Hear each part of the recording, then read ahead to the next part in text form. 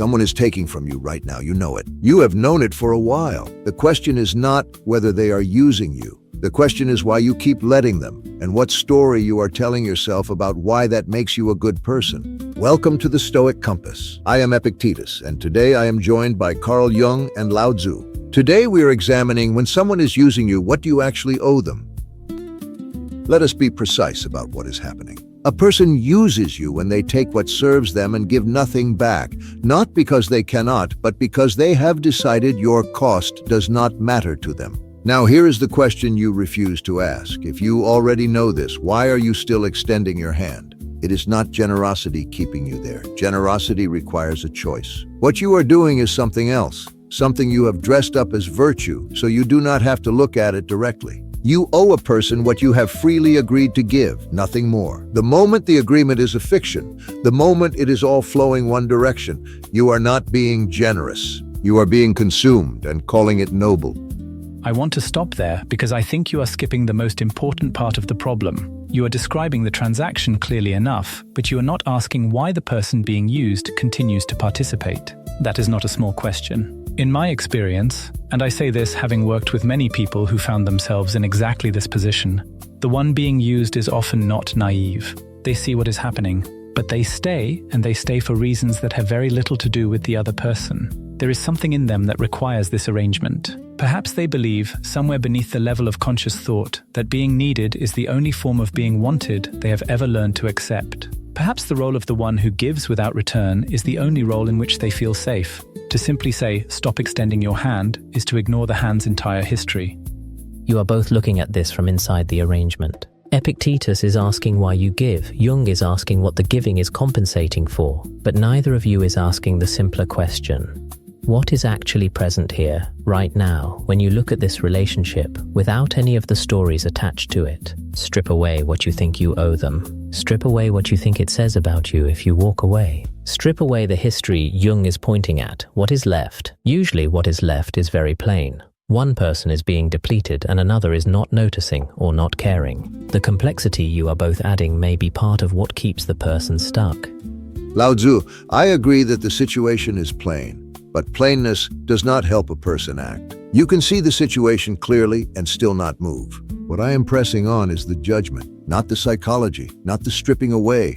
The judgment. Is what I am giving this person mine to give, or am I giving away something that was never surplus to begin with? Am I giving from my actual resources, or am I borrowing against myself to fund someone else's comfort?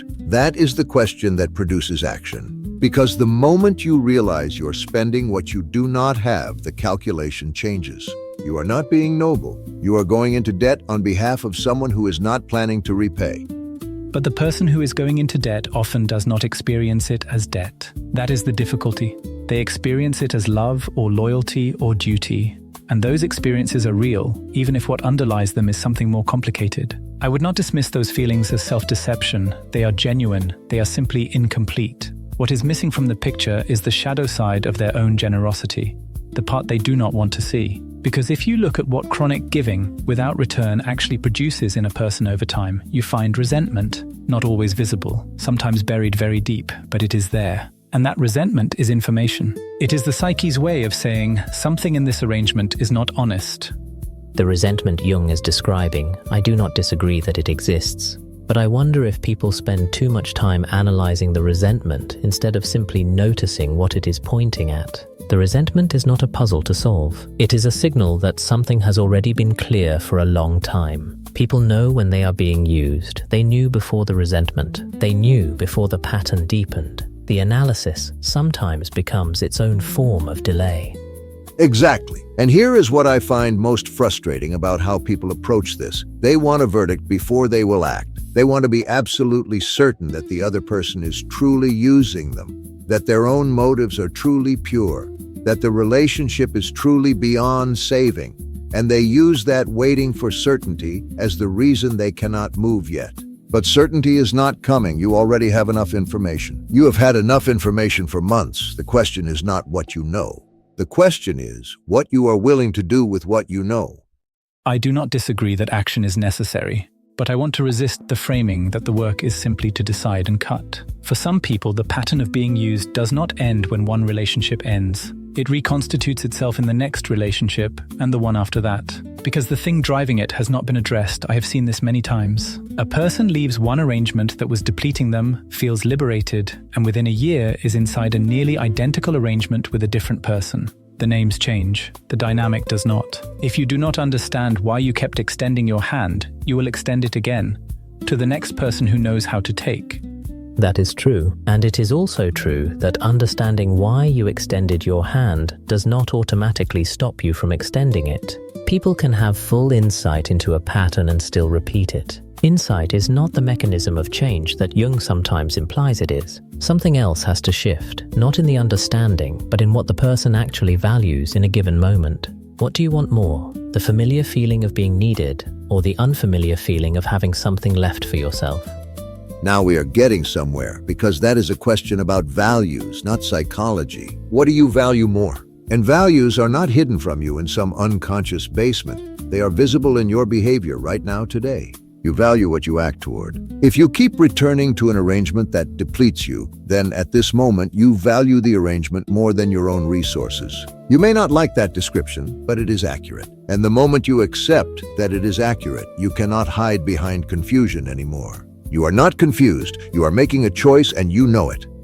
I would say you are making a compulsion and calling it a choice. There is a difference. A choice implies that the alternatives feel genuinely available. For many people, the alternative, pulling back, saying no, accepting that someone will be disappointed in them or will leave, does not feel available. It feels unbearable, not because they are weak, but because something in their formation made that unbearable feeling the price of survival. You cannot simply tell someone to choose differently when the other options feel like annihilation. That is where the psychological work has to happen first. Jung, I understand what you are describing and I do not dismiss it. But consider what you are giving people with that framing. You are giving them an explanation for why they cannot act yet. You are giving them something to do with their suffering that is not action. It is analysis. And analysis can last indefinitely. I'm not saying the wound is not real. I am saying the wound does not determine the outcome. People act against their formation all the time. It costs them something, but they do it. The question is not whether it is possible. It is whether the person in front of you is willing to pay the cost. What neither of you is addressing is what the person actually owes the one who is using them. You have both moved to the question of why they stay and how they leave. But the original question is about obligation, and I think the answer is simpler than either of you wants it to be. You owe someone honesty. You owe them what you genuinely agreed to give. You owe them basic decency. You do not owe them your depletion. You do not owe them a sacrifice that was never requested honestly and never given freely. The idea that being used creates an obligation to continue being used, that is not ethics. That is exhaustion dressed up as loyalty. And yet people feel that obligation. They feel it as a real moral weight. Why? Because they have made commitments. Because the other person has come to depend on what they provide. Because stopping feels like harm. You need to be very clear about what kind of harm you're responsible for. If I have been giving you something freely and I stop and you suffer because you have structured your life around receiving it, whose responsibility is that suffering? Not entirely mine. You built on a foundation you did not build. I am not saying walk away from every commitment without thought. I am saying you need to distinguish between what you agreed to and what you were gradually conscripted into. The distinction Epictetus is drawing is important, but it assumes a level of clarity at the start of the arrangement that is rarely present. Most of these situations do not begin with one person saying, "I will use you." They begin with what looks like genuine mutual exchange, and then, gradually, the balance shifts. The person being used often cannot name the exact moment it changed, and so they feel responsible for the entire arc, including the part that drifted without their consent. That sense of responsibility is worth examining, because if you feel responsible for something you did not actually create, you will feel obligated to fix it in ways that cost only you. The water does not ask whose fault it is that the cup is cracked. It simply finds the level it can hold. I am not saying be indifferent to the other person. I am saying your first obligation is to be honest about what is actually happening, not what you hope is happening, not what you wish were true about the other person's intentions, what is actually here. If you can see that clearly, without blame, without the story, the question of what you owe becomes much easier to answer. It becomes easy because most of what you thought you owed was invented, not maliciously. but invented. You invented an obligation because ending it felt worse than continuing it. That is not ethics, that is avoidance wearing the costume of virtue. I would add, you also invented the obligation because ending it would require you to face what you got from the arrangement. And what you got is rarely nothing. Even in a depleting relationship, there is something the depleted person receives. A sense of being needed, a sense of moral superiority, a sense of predictability, a known role. When you end the arrangement, you lose those things too. That loss has to be acknowledged. If you do not acknowledge it, you will mourn the relationship without knowing what you are actually mourning, and that confusion will make you vulnerable to the same arrangement again. Or you could simply leave and see what you find on the other side without deciding in advance what it will feel like. People are often surprised. The dread of what ending something will cost them turns out to be larger than the actual cost. Not always, but often, the anticipation of loss is rarely an accurate map of the loss itself. Which is why the decision cannot wait for the feeling of readiness. Readiness does not arrive before the action. It arrives, if it arrives at all, after you have already moved. You have heard the argument. Now hear the thing underneath it, the thing none of this debate has yet said plainly. Here is what you actually owe someone who is using you. Nothing that was never genuinely yours to give. That sounds simple. It is simple. The difficulty is not understanding it. The difficulty is that somewhere along the way, you started believing that the discomfort of saying no was the same thing as doing harm. It is not. Disappointing someone is not harming them. Withdrawing from an arrangement that was never honest is not a betrayal. Stopping the transfer of something you cannot afford to keep giving is not cruelty. It is accuracy. You did not consent to be a resource. You consented to be in a relationship.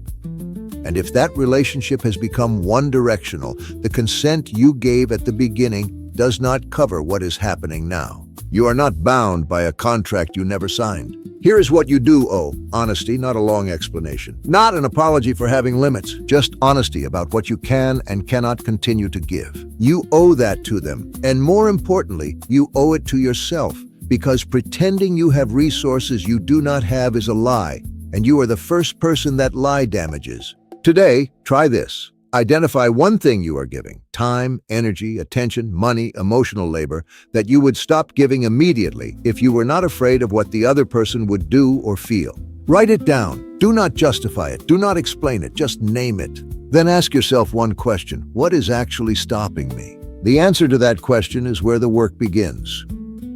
The person using you did not force you to stay. Something in you agreed to the arrangement, and only you can decide when that agreement ends. You do not need their permission to stop.